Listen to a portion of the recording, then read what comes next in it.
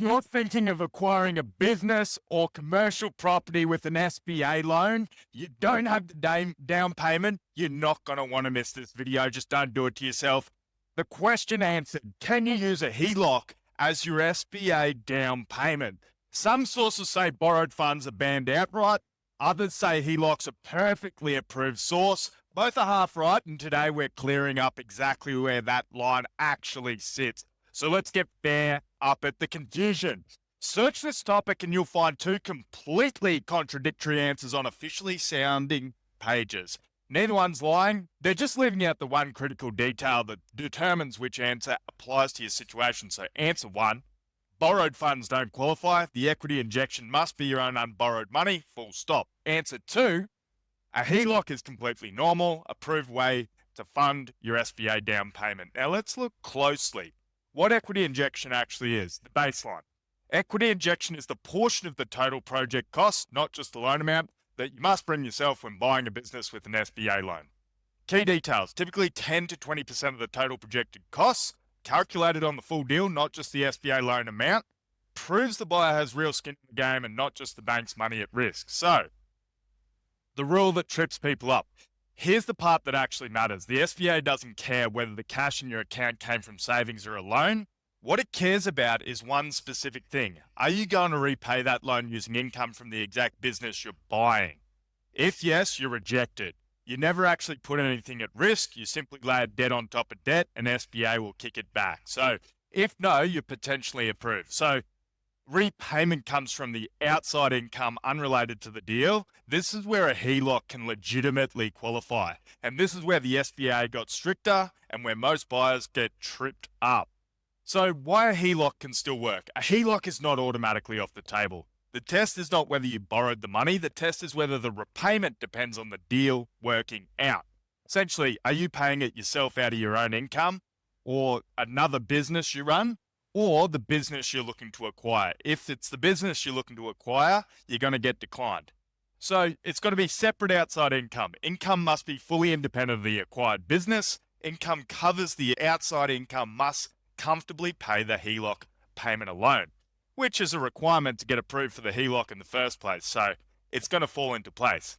Outside income means income that has nothing to do with the acquisition, a spouse's salary, a W-2 job, or income from something else you already own. So get approved for the HELOC on outside income first, then walk into an SBA dealer. So why a HELOC beats the other options? Compare a HELOC to the two most common alternatives for funding your equity injection. Seller standby note.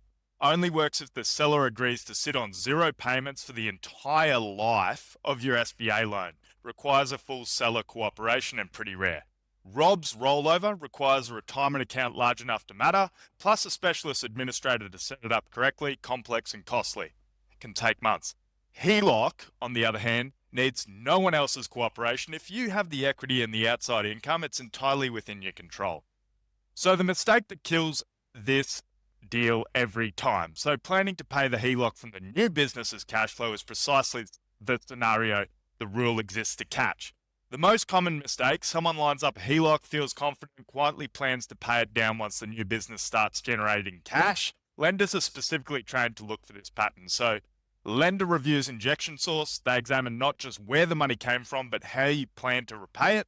Repayment tied to new business is a massive red flag. Once detected, the injection gets kicked back immediately. Entire timeline slips, the deal stalls, and you're back to square one, often at a critical moment. So what lenders actually want to see? Approval comes down to documentation. Lenders want two things clearly demonstrated and comfortably matters.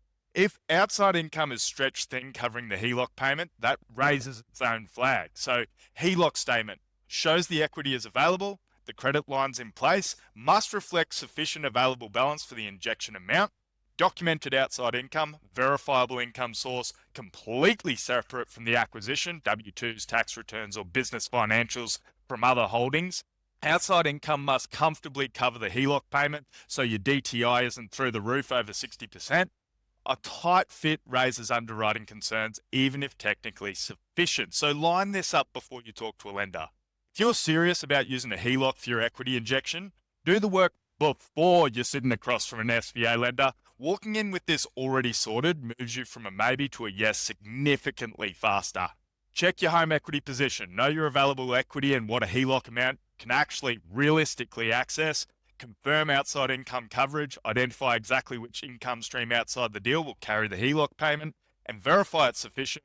Have it lined up in advance, so arrive at the SBA lender conversation with documentation ready, not as a work in progress, and mentioning that you already know these sort of limitations is really going to push it forward. How we help with this piece. So the same tool, different deal. This is the exact piece we work through with buyers, structuring a HELOC against equity you already have. It's the same approach used for real estate investors, just pointed at a business acquisition instead of a property, not a separate product, the same tool applied to a different deal. We also use them for debt consolidation, whether it's credit card debt or an MCA. We help you to structure the HELOC side specifically so it meets SBA requirements and positions your injection for approval.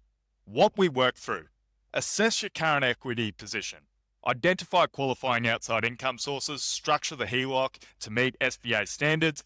We work closely with SBA loan providers, and so we know how to prepare the documentation lenders want to see.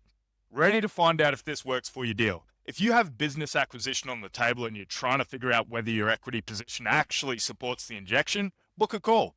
We'll look at your numbers and tell you straight whether this path works for your deal. So step one, head over to gapfunded/apply and book your call. We review your equity position and outside income sources in step 3. We're going to go straight. And in step 3, we're going to get you a straight answer on whether this path works specifically for your deal. So book a call, link in the description below.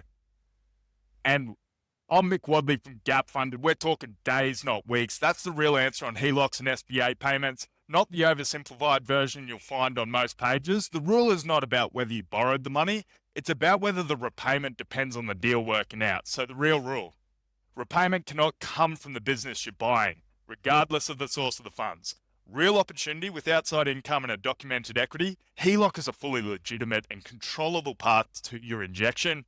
And more on the channel. Other ways buyers are funding acquisitions without draining their own cash. Explore the full series. If you love this video, smack the subscribe, flog that bell, and I'll see you on the next one.